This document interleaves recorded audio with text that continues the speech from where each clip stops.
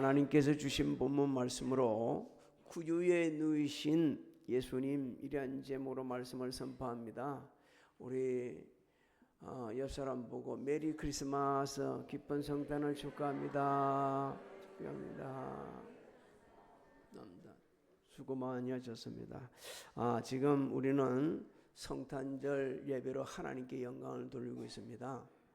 예수님께서 이 세상에 오신 목적을 여러 모양으로 말씀해 주셨는데 사도 요한은 이렇게 말씀하셨죠. 하나님이 세상을 이처럼 사랑하사 독생자를 주셨으니 이는 저를 믿는 자마다 멸망하지 않고 영생을 얻게 하려 하심이라, 이렇게 말씀합니다. 자, 우리 하나님께 영광의 박수 올려드립니다. 할렐루야. 감사합니다. 감사합니다. 이 본문 말씀을 보면 예수님께서 탄생하실 때 어디에 누우셨다고 그럽니까? 구유에 누우셨다. 이 누우셨다는 말은 누우셨다는 말의 옛말입니다. 옛말이기 때문에 그래요. 자, 예수님께서 왜 그러면 구유에 누우셨을까? 우리 이런 부분들을 좀 다 생각을 해보셨을 거예요. 오늘 말씀을 통해 우리에게 주시는 진리를 보면 첫 번째 우리가 생각할 것은 하나님께서 구원의 성취를 이루셨다. 구원하시고 저는 기억을 이루신 거예요. 예수님께서 탄생하기 직전에 로마 황제 가이사 아구스도는 세금을 부과하기 위해 가지고 호적 명령을 내렸습니다. 이 호적을 우리가 신고하기 위해서는 자신이 태어난 동네로 고향으로 다 갔어야 했어요. 그래서 여기 요셉도 약혼한 마리아와 함께 자신이 태어난 베들레헴으로 가야만 했습니다. 가지 않으면 불이익이기 때문에 갔어야 했어요. 1절로 2절을 한번 보십시오. 그때 상황을 좀 봅니다. 시작. 그때 가이사 아구스도가 영을 내려 천하로 다 호적하라 하였으니 이 호적은 구레뇨가 수리아 총독이 되었을 때에 처음 한 것이라. 하나님께서는 만세 전에 인류를 제약에서 구원할 계획을 세우고 계셨어요.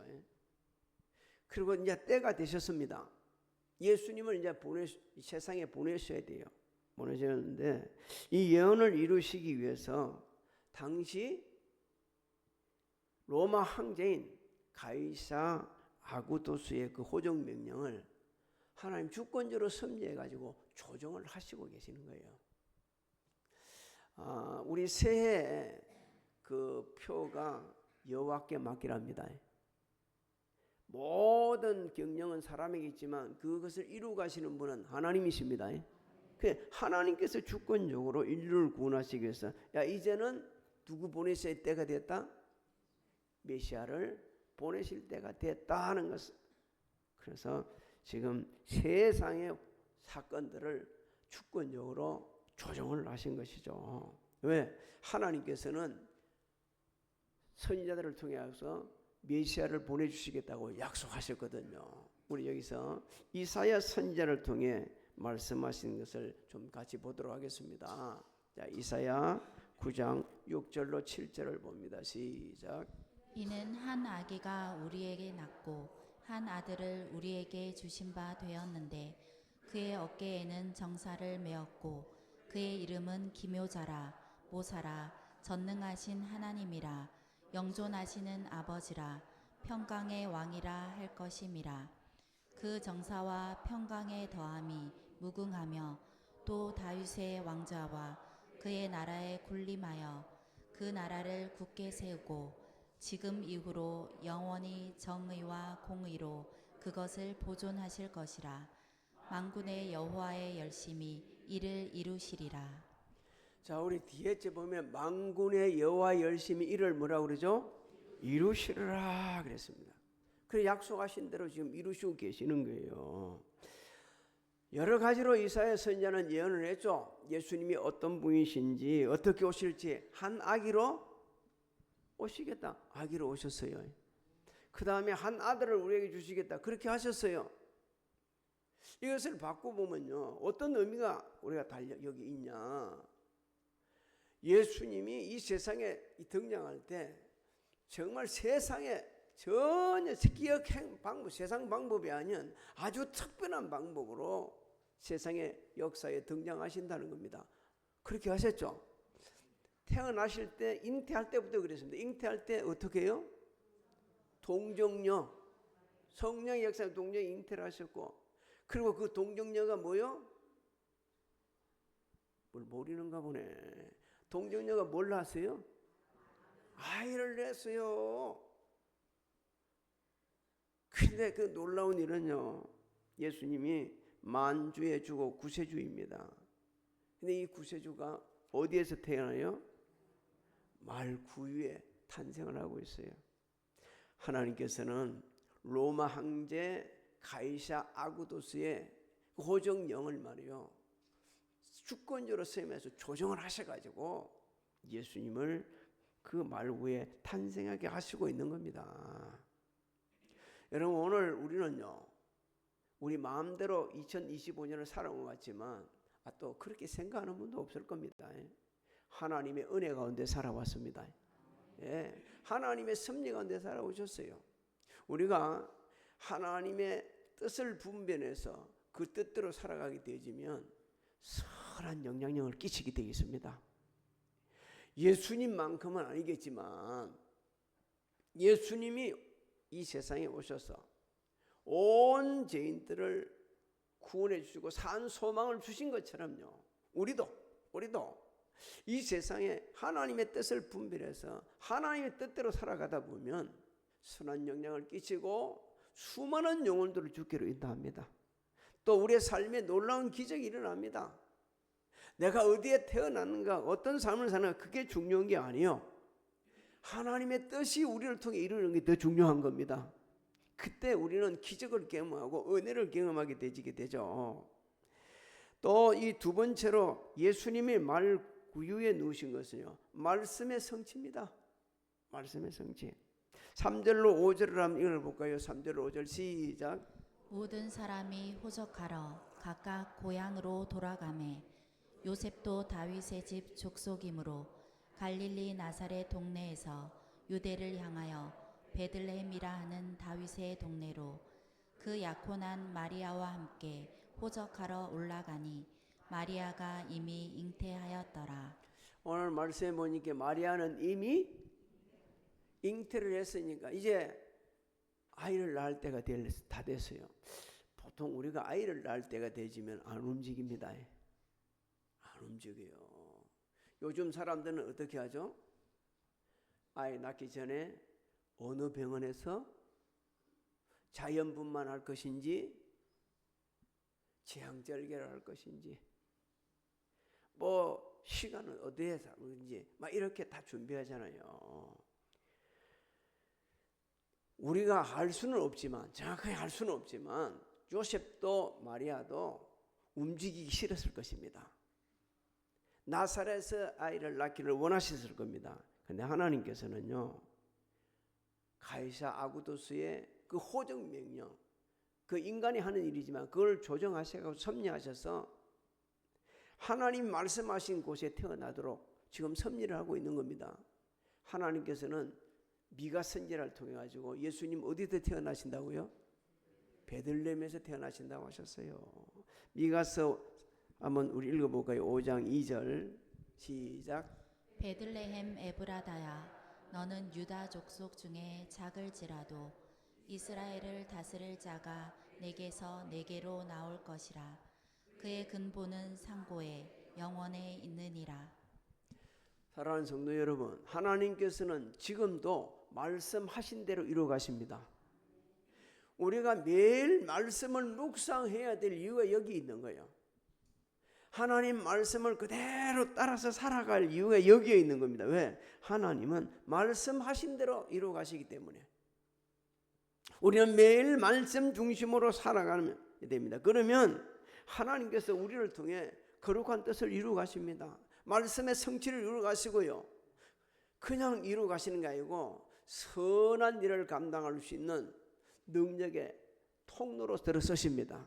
그 말씀을 묵상하면요, 우리를 교훈하시요. 그 다음에 책망하시고 또 그냥 읽어보는 게 좋겠습니다. 디모데후서 3장 15절로 우리 16절로 17절을 한번 읽어봅니다. 시작. 모든 성경은 하나님의 감동으로 된 것으로 교훈과 책망과 바르게 함과 의로 교육하기에 유익하니 이는 하나님의 사람으로 온전하게 하며 그 다음에 모든 선한 일을 행할 능력을 갖추게 하려 함이라. 할렐루야. 하나님의 말씀을 붙잡고 살면 이런 역사가 일어납니다. 그래서 하나님 말씀은 죄와 사탄과 사망과 시기심, 질투, 환경, 우리 자신과 싸워서 이기게 하는 성령의 검이십니다. 유일한 하나님 이 말씀은요, 공격할 수 있는 성령의 검, 무기예요, 무기. 그래서 말씀을 부여잡고 살는 사람들은요, 모든 상에서 두려워하지 않습니다. 모든 상에 두려워하지 않아요. 낙심하지도 않아요. 원망도 하지 않아요. 왜? 오히려 하나님 감사하며 살고 자족하는 마음을 가집니다. 하나님께서 말씀하신 대로 우리가 구원이 필요하면 사람을 보내시고 천사를 보내서 구원해 주시기 때문에 그걸 믿는 거예요. 모자란 것은 채워주시를 믿기 때문에, 부족한 것은 도와줄 걸 믿기 때문에, 지금도 우리를 통해 역사하시는 하나님 누구를 통해요? 우리를 통해 하는데 말씀대로 사는 사람을 통해 역사를 하십니다. 그래서 우리는요, 말씀을 붙잡고 살면 자족하는 마음을 갖고 살아요. 사도 바울이 그렇게 살았다고 고백을 합니다. 빌립보서 4장 12절로 14절을 한번 읽어볼까요? 시작. 나는 비천에 처할 줄도 알고 풍부에 처할 줄도 알아. 모든 일 곧 배부름과 배고픔과 풍부와 궁핍에도 처할 줄 아는 일체의 비결을 배웠노라. 내게 능력 주시는 자 안에서 내가 모든 것을 할 수 있느니라. 그러나 너희가 내 괴로움에 함께 참여하였으니 잘하였도다. 사람 살아가는 가운데는요, 배고픔도 있습니다. 원치 않을 만큼, 생각대도 않은, 기대하지 못할 만큼 놀라운 일도 일어납니다. 무슨 이런 일이 있냐, 어떻게 이런 일이 일어날 수 있냐, 이런 일들이 있어요. 그럴 때마다 우리는 말씀을 부여잡아야 합니다. 너무 잘 돼도 교만하지 않습니다. 너무 힘들어도 아주 낙심해서 주저앉거나 그렇게 하지 않습니다. 말씀을 붙잡고 사는 사람들이 왜 승리하냐면요, 말씀은 씨앗이 같아서 말씀대로 살면 100배, 60배, 30배의 결실을 맺는데, 주님이 분명히 말씀해 주셨어요. 100배, 60배, 30배의 결실 맺는 마음은 어떤 마음? 옥토가 돼야 돼요. 옥토. 하나님 말씀을 붙잡고 살면 우리 마음이 옥토가 되거든요. 이 옥토에서 역사가 일어나는 거예요. 돌짝밭 안 된다고 그랬어요. 가시 덩굴이 되어 있는 밭, 그게 안 된다고 그랬어요. 우리 마음이 옥토가 될 때, 그때 하나님께서 역사하는데 말씀을 부여잡고 호세 선지자가 말씀하신 대로 뭐 하면요? 갈아 엎으면 그때 하나님께 우리를 통해 기적이 일어납니다.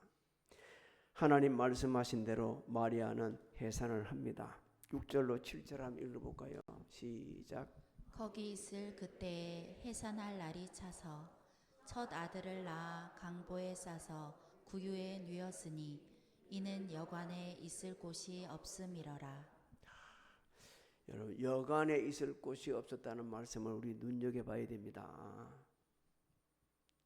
여관, 물론 사람도 많이 차서 그렇게 하겠죠. 오죽한다고 와서. 하지만 하나님께서는 그 시대를 갖다가 반영해 주고 있는 거예요. 타락하고 죄가 만연하고 이심이 가득하고, 그래서 만삭이 되어 있는 마리아를 보면서도 방 하나 안 내주는 거예요. 누가 양보할 사람이 없는 거예요. 그 세상을 지금 우리를 보고 하는 겁니다. 아무도 도와주지 않아요 지금. 근데 하나님께서는 주권자로 섭리하셔서 구유에 탄생하게 하십니다. 왜? 예수님은 죄와 이기심과 탐욕과 불친절이 가득한 이 타락한 세상을 구원하러 오신 메시아이십니다. 할렐루야. 저는 이 말씀을 묵상하면서 또 한 번 기도했습니다. 하나님, 우리 성도들이, 특히 우리 아들, 딸들이 지금보다는 훨씬 다른, 우리보다는 더 다른 더 좋은 환경에서 살고, 또 건세도 좀 잡고 기업도 경영하고 여러 가지 일을 할 때 어디에 누운 심령으로? 예수님처럼 구유에 누우는 심령으로 더 아름답게 귀하게 섬기기를 소망합니다 라고 기도를 했습니다. 그렇게 될 수 있기를 소망합니다. 사람이 자신을 잊어버리고요, 본분을 잊어버리게 되면 지 잘나서 된 줄 알고 있어요. 네. 예수님은 그렇게 오신 게 아니에요. 구유에 누우셔가지고 온 인류를 구하는 구세주이신데도 그렇게 구유에서 시작을 하셨습니다. 오늘날 세상 예수님 오실 때보다 더 악한 죄가 더 많아요. 더 이기적이에요, 여러분. 더 불친절합니다.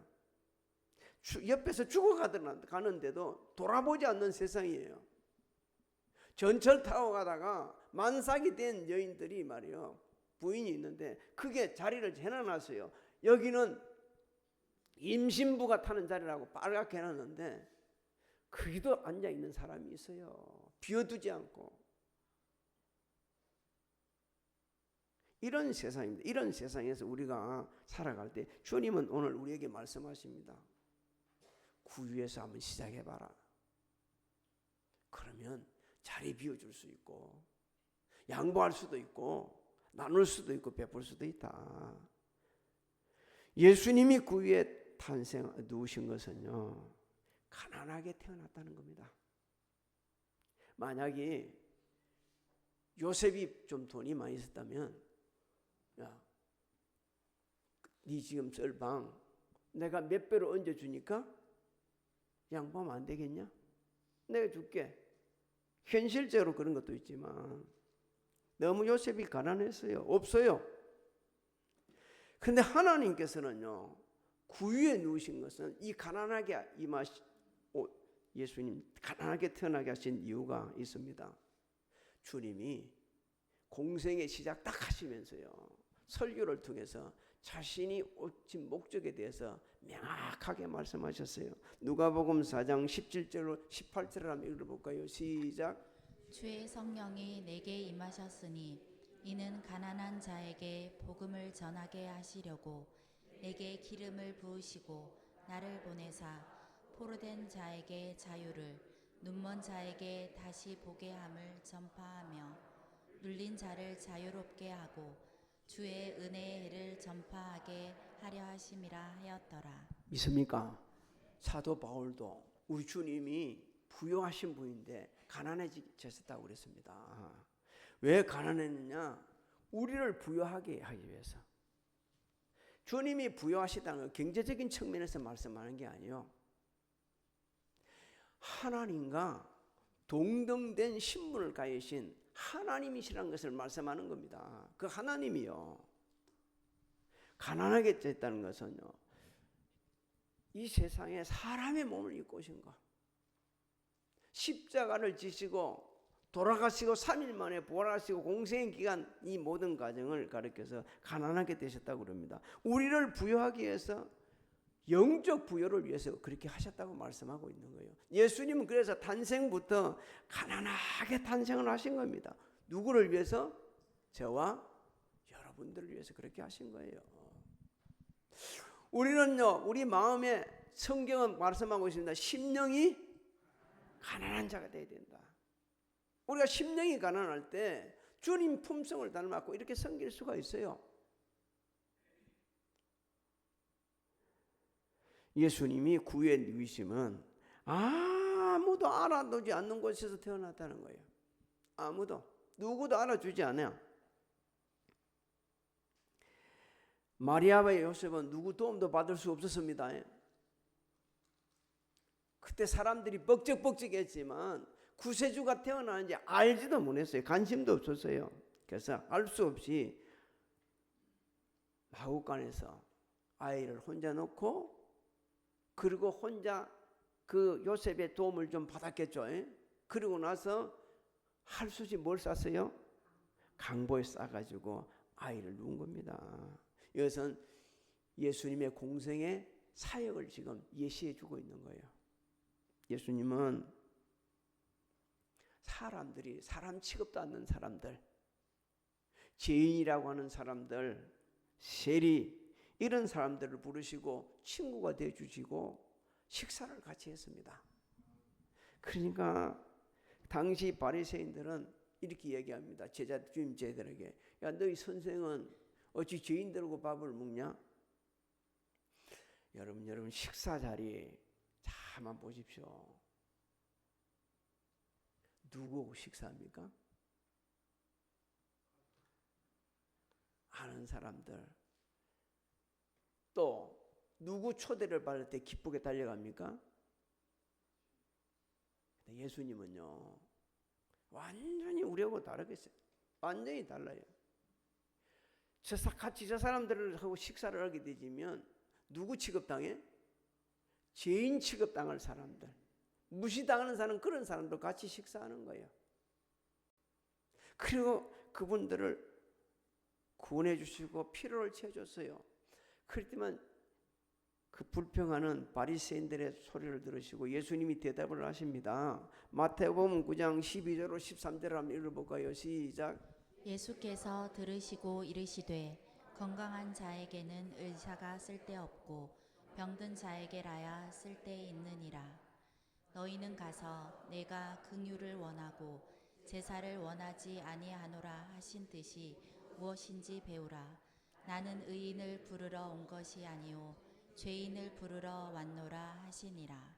물론 우리가 섬길 때도 일할 때도 화려한 자리에서 사람들이 알아주는 자리에서 그 있다고 해가지고 나쁜 게 아니에요. 잘못된 거 아니에요. 하지만 사는 동안 내가 그런 사회적인 위치가 있을지라도 어디에서 내가 바라보는 눈을 의해야 되는가? 사람들이 알아주지 않은 사람들, 힘들고 어렵고 고달프게 살아가는 사람들, 그게 더 관심을 가야 됩니다. 왜? 우리 하나님은 과와 가부의 아버지라 하셨어요. 정말 세상 모르고 세상의 전문처럼 알고 가는 그런 불행한 사람들, 그 사람들을 갖다가 관심을 가지고 달려가서 한 명이나 더 구원하는 거예요. 카터 대통령, 지미 카터 미국 대통령이 하나님 나라 가셨죠. 그분은요, 대통령 할 때보다 안 할 때 더 귀하게 쓰임 받은 분이요. 정말 얼마나 선한 일을, 주의 사랑을 얼마나 실천하며 살고 또 마지막 순간까지 교사를 했던 분이 그분입니다. 그것도 주일학교 교사를 하면서 섬겼던 분. 오늘날 말이에요, 예수의 삶을 실천하는 분들이 참 많거든요. 그러려면요, 주님이 누우신 구유를 바라봐야 됩니다. 예수님이 구유에 누우신 것은요, 온유하시고 겸손하신 주의 품성을 드러내신 거예요.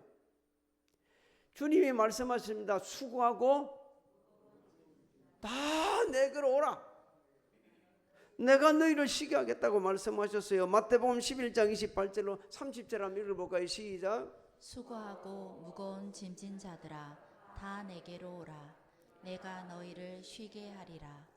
나는 마음이 온유하고 겸손하니 나의 멍에를 메고 내게 배우라. 그리하면 너희 마음이 쉼을 얻으리니 이는 내 멍에는 쉽고 내 짐은 가벼움이라 하시니라. 요즘 세상에는요, 뭐 우리 대한민국에서는 그런 일이, 군포에서 이런 일이 있다는 건 없습니다. 서울의 어떤 동네에는요, 아파트가 다 달라. 그래서 줄을 꺼가지고 너는 일로 가면 안 돼.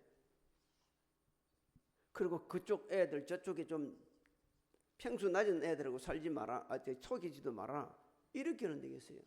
나는 의도적으로 올해 우리 대한민국에서 가장 상륙전 1%짜리, 그러니까 최고 상륙전 1%짜리 사람들이 산다는 동네. 그리고 그게는 함부로 떼이면 안 된다고 했어서 일부러 갔어요. 우리 성도 가가지고 한 걸어봤어요. 그러니까 이 얘기를 하는 거예요. 그 안내하는 목사님이, 이 아파트에는 어떤 사람이 살고 저거는 누구 살고 이렇게 사는 데다. 그러면서 나한테 이런 얘기합니다. 나도 여기서 혜택을 받는데 병원에 오니까 의사들이 누가 누군 줄도 모르고 전부 다 그 아파트에 정말 지체 높은 양반인 줄 알고 특별히 서비스를 해준다네. 근데 뭐 나 한번 들어가고 병원에 가고 싶은데 안 아파서 그냥 왔어요. 어떻게 서비스를 해주는지.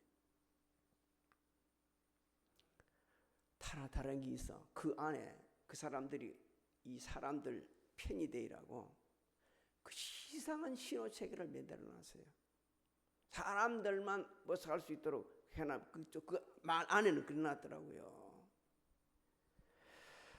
제가 지고 싶은 말씀은 오늘 이겁니다. 같이 한번 해볼까요? 구유에 누우신 예수님을 바라보자. 맞습니다. 그 예수님이 누구십니까? 우리를 구원하러 오신 구세주이시고 결국 하나님이십니다. 우리는요, 절대 그런 데 눕고 싶지 않아요. 그런 자리에 있고 싶지 않아요. 근데 예수님은 그 자리에 누우셨어요. 주님 닮은 품성으로 우리가 섬기다 보면 세상은 변화됩니다.